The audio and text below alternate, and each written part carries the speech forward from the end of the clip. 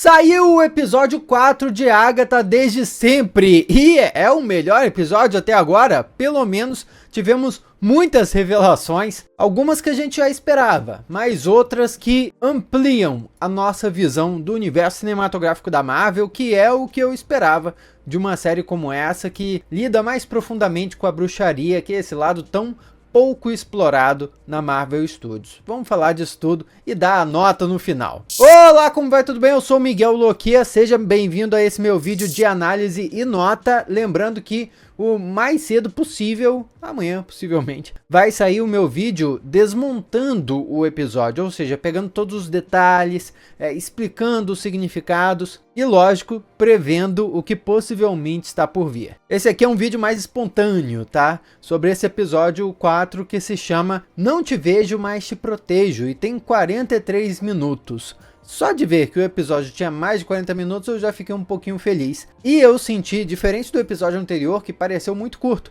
esse episódio aqui pareceu ter a duração perfeita. E foi um episódio de muitas respostas, não é verdade? Aliás, explicações até de coisas que foram apresentadas no episódio anterior. Por exemplo, nos vídeos anteriores eu comentei sobre como é que a Agatha entrou e sobreviveu ao Caminho das Bruxas. E aqui logo ela fala que saiu do Caminho das Bruxas da última vez com uma bruxa só. E ali eu já comecei a teorizar, será que essa uma bruxa com a qual ela saiu do Caminho das Bruxas foi a Rio Vidal? Acho que isso faz muito sentido, a série não mencionaria essa uma bruxa especial que saiu do caminho viva junto com a Agatha, se essa outra bruxa não fosse uma personagem importante para essa série. Rio Vidal, que inclusive é invocada ali no Caminho das Bruxas e tá muito de boa naquele lugar, como se para ela não fosse perigo nenhum passar pelo Caminho das Bruxas e aquilo fosse só mais um entretenimento da semana. Muito curioso o momento em que ela diz que não é uma bruxa verde, mas sim a bruxa verde, ou seja, a bruxa verde suprema, a bruxa das bruxas verdes. A gente ainda tem que descobrir o que ser uma bruxa verde significa. Se a gente for tentar fazer uma conexão, verde, plantas, terra, será que a bruxa verde é uma bruxa da terra? Mas acho muito curioso que a gente pode voltar a considerar aquele vazamento lá, vamos chamar aqui de suposto vazamento do bonequinho Funko, que considerava a Rio uma certa entidade mística do universo cinematográfico da Marvel. Se você acompanha os meus vídeos já sabe de quem eu tô falando. E a Marvel no universo cinematográfico pode fazer essa relação aí, a bruxa verde das bruxas verdes, ou seja, a bruxa que tem essa relação suprema com a Terra, também seria essa entidade, afinal é comum quando as pessoas morrem serem enterradas. Tanto é que esse episódio mostrou a galera lá enterrando a Sharon Davis e ao mesmo tempo a Rio Vidal saiu da Terra. Acho que faz bastante sentido essa linha de pensamento. Mas aí chegamos no teste, do episódio. Na porta tem uma lua crescente que eles chamam de a fase do fogo. Exatamente como eu havia previsto no meu vídeo desmontando o episódio passado. Eu identifiquei ali que as folhas estavam vermelhas, então poderia ser um teste de fogo agora. E a bruxa de fogo do grupo delas era a Alice Wu. E isso ficou evidente pela visão que ela teve no episódio anterior. Todo o cenário ali no qual elas chegam já denuncia bastante o que vai se desenrolar, porque elas chegam num ambiente de anos 70, possivelmente a época em que a mãe da Alice era roqueira, e todo o local é uma espécie de estúdio musical, tanto que a Agatha depois entra numa cabine de gravação junto com a Rio. Aliás, cabine de som é onde a galera fica operando ali os equipamentos. Essa conversa da Agatha com a Rio também é bem reveladora, porque a Rio fica brincando o que elas iriam fazer.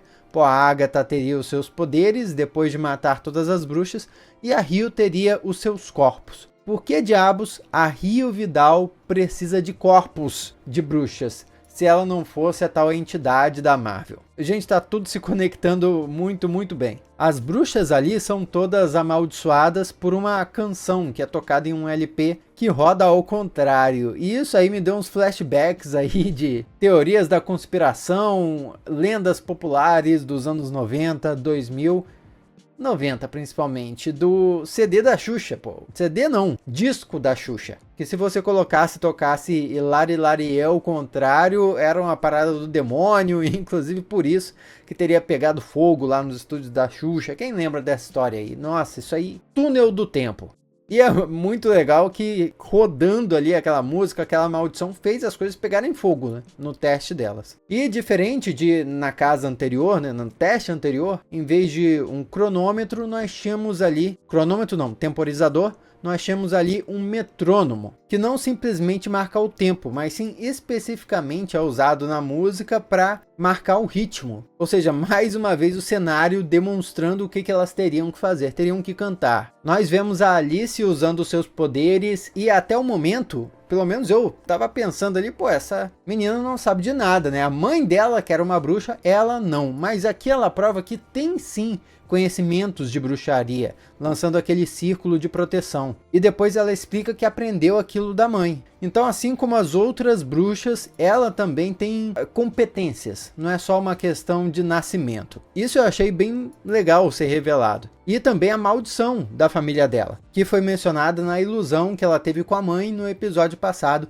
e nós analisamos isso por aqui também. E eu não gosto muito de musicais, mas a parte musical desse episódio aqui me caiu muito bem. Por quê? Em musicais, geralmente nós temos aquela hiperrealidade, onde um personagem tá ali vivendo normal, começa a cantar e de repente todo mundo começa a cantar junto, todo mundo sabe a letra, sabe a coreografia da música. É um negócio irreal, realmente quebra a noção de realidade que nós temos, que estava sendo construída ali na história. Isso é proposital, do ponto de vista de um musical. Aqui na série Agatha, isso é usado diferente, é usado de fato como parte da realidade ali em que elas estão vivendo. Então faz todo sentido, além de diferenciar de forma magistral magia de feitiçaria. Isso pode parecer uma coisa à toa, mas nós vimos, por exemplo, em Doutor Estranho no Multiverso da Loucura, o Doutor Estranho versus a Feiticeira Escarlate, e os dois pareciam ter magias insanas, mas que eram usadas da mesma forma. Entretanto, uma era bruxa e o outro era feiticeiro. Por quê? Com esse episódio, acho que nessa série inteira, né, já que elas usam música para abrir o caminho das bruxas também, acho que fica evidente que a bruxaria tem caminhos diferentes da feitiçaria. E um desses caminhos é a música, são esses rituais. Essa diferenciação é muito boa e eu achei muito interessante. O jovem é afetado pela maldição, assim como o resto das bruxas, e ele faz uma pergunta muito importante. Isso significa que ele se tornou parte do Coven, já que está sendo afetado, assim como todas as outras? A resposta é que não importa. Apesar de que no último teste ele estava excluído, já que não bebeu por ser menor de idade, o sangue dele foi importante para resolver o problema. Então ele foi parte da solução. Aqui, ele pode não ter sido parte da solução, mas ele estava passando pelos testes assim como qualquer bruxa ali presente. Então,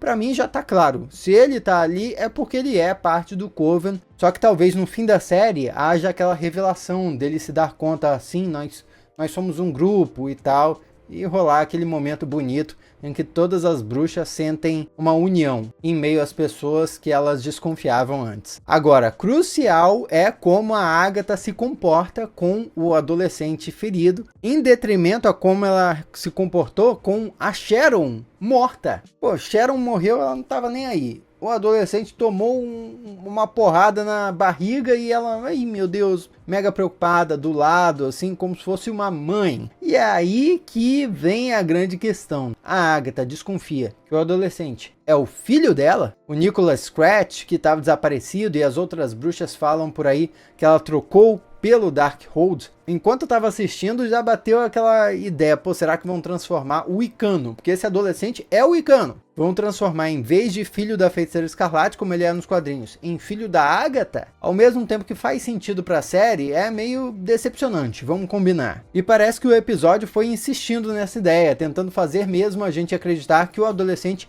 era o filho perdido da Agatha, quando ela diz que ela não se lembraria se tivesse colocado o sigilo nele, que é o que impede ele de falar o seu nome, contar detalhes sobre a sua vida, enfim. E logo em seguida o adolescente pergunta do filho da Agatha, ou seja, o episódio, a série como um todo tá mesmo tentando nos empurrar, o adolescente é o Nicholas Scratch, é o filho dela. Mas não é, essa é a revelação óbvia, na verdade, que acontece no fim do episódio. Mas nós ainda vamos chegar lá porque tem algumas coisas importantes para falar. Em volta da fogueira, as bruxas estão contando um pouco do passado. A Jennifer Cale, conta que era parteira, além de ser uma bruxa de poções. E foi convidada em determinado momento por uma sociedade de obstetrícia para compartilhar os seus conhecimentos, o que não deu certo. Teve um médico lá que conseguiu tirar a bruxaria dela, e isso é a explicação da visão que ela teve no episódio anterior. Por isso que no episódio anterior ela disse, ele tirou a minha bruxaria, porque foi aquele cara. Isso basicamente explica tudo o que a gente precisava saber sobre a Jennifer Cale. Agora, a Lilia Calderu não passou pelo seu teste ainda, mas ela de novo se mostra incomodada com as mentiras que a humanidade espalha sobre bruxas. E eu já me pergunto se isso vai ter a ver com a provação que ela vai passar. Poxa, ela é uma bruxa que prevê muitas coisas e previu muitas coisas de forma precisa e também odeia mentiras. Pode ser que o teste dela tenha a ver com encontrar a verdade ou provar a verdade de alguma forma. A Lilia também mostra uma mordida de vampiro quando elas estavam mostrando cicatrizes de batalha e conta que aquela mordida foi antes dela arrancar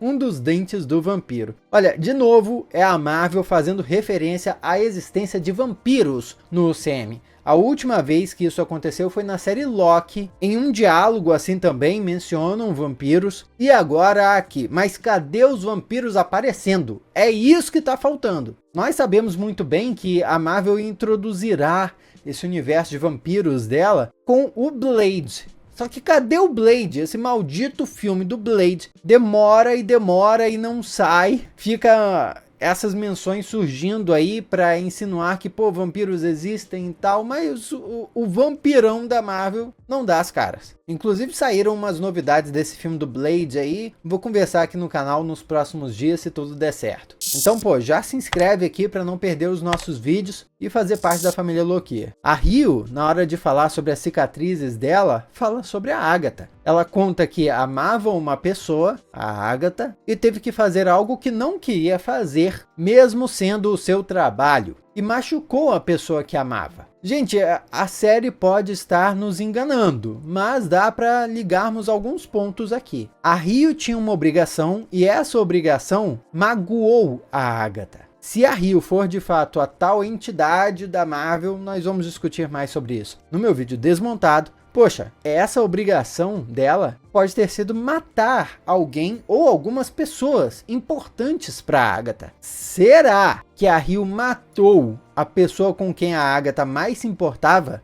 No caso, o filho dela, o Nicholas Scratch. Isso explicaria, por exemplo, por que a Rio Vidal sabia que o adolescente não era o filho da Agatha e falou para a Agatha ali naquele momento, ó, o garoto não é seu, porque afinal de contas, se a Rio tivesse matado o garoto, ela saberia muito bem que o garoto não poderia estar ali em pé, conversando, cantando, enchendo o saco delas. Aliás, Agatha e Rio, em que situação complicada, parece que ainda existe amor entre elas, porém a obrigação as separa. No caso, a obrigação da Agatha de sobreviver, querer se tornar mais poderosa, e a obrigação da Rio de matar, talvez? Achei legal esse mistério sendo construído e a gente já consegue enxergar mais ou menos aonde vai parar. Vamos para as notas.